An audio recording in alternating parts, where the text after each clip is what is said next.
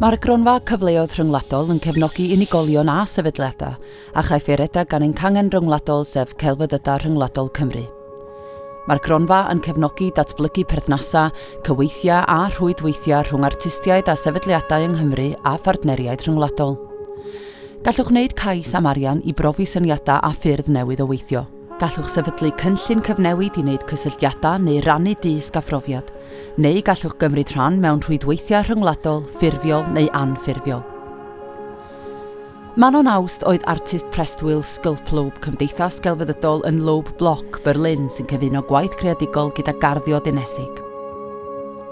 Cafodd stiwdio, cyfle mentora a gofod i arbrofi ac ymateb i'r cyd-destun pensarniol unigryw.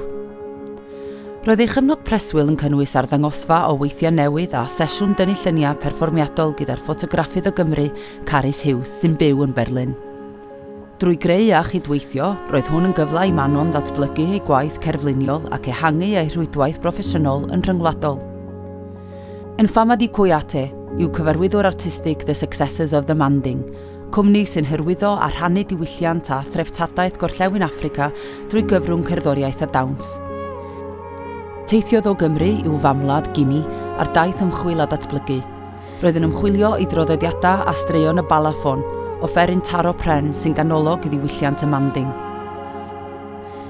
Mewn partneriaeth â chwmni theatr Uni Arts and Culture yn Guinea a'r cyfarwyddwr Lamine Diabate, a then Fama di ati i archwilio creu darn cywaith yn cynnwys adrodd straeon, cerddoriaeth a dawns.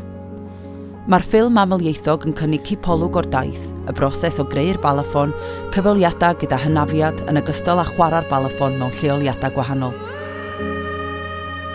Rydym yn medru cefnogi ystod o weithgarwch celfyddydol ledled y wlad gyda diolch i chwaraewyr y Loteri Genedlaethol ar draws y Deyrnas Unedig, sy'n cyfrannu at achosion da bob tro maen nhw'n prynu tocyn. Os oes gyda chi brosiect sy'n cyd-fynd â blaenoriaethau'r Gronfa, ewch i'n gwefan i ddysgu mwy.